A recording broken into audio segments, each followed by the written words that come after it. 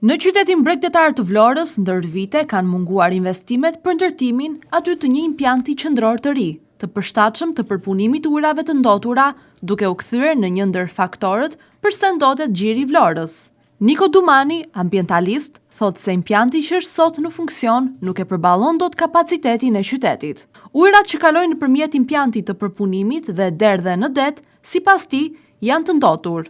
Unë do të shtoja këtë fakt që Vlora ka një popullsi të paktën të publikuar rreth 100.000 banor dhe sasia e ujrave të përpunuara, të pa përpunuara që gjenerohen nga popullsia është shumë e lartë se sa është kapaciteti. Dhe këto e tregojnë edhe shumë rrjete kanalizimi që hyjnë në hidrovorin e vjetër dhe pa kaluar në impjantin e përpunimit të ujrave të zeza dhe shkarkohen në det.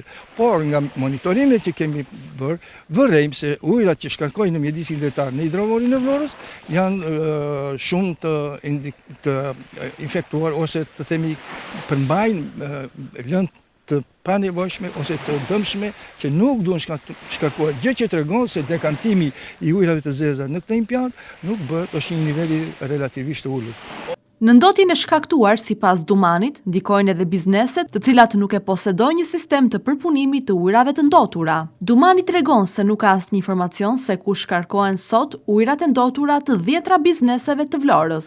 Por duke mos u trajtuar këtë pjesë, atëherë duke kaluar tek bizneset, po ndodh dhe prej vitesh, kjo është shumë e vjetër histori, që jepet leja e ndërtimit dhe e zhvillimit të biznesit të vet, po nuk kanë marrë në konsiderat se ku do të shkojnë dhe si do të trajtojnë ujrat që shkarkojnë, ujrat e përdorur të hoteleve, të lokaleve të ndryshme.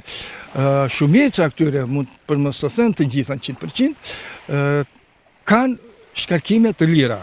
Edhe ato biznese të cilat kanë grumbullim të ujrave në depozitat të caktuara të shkarkojnë.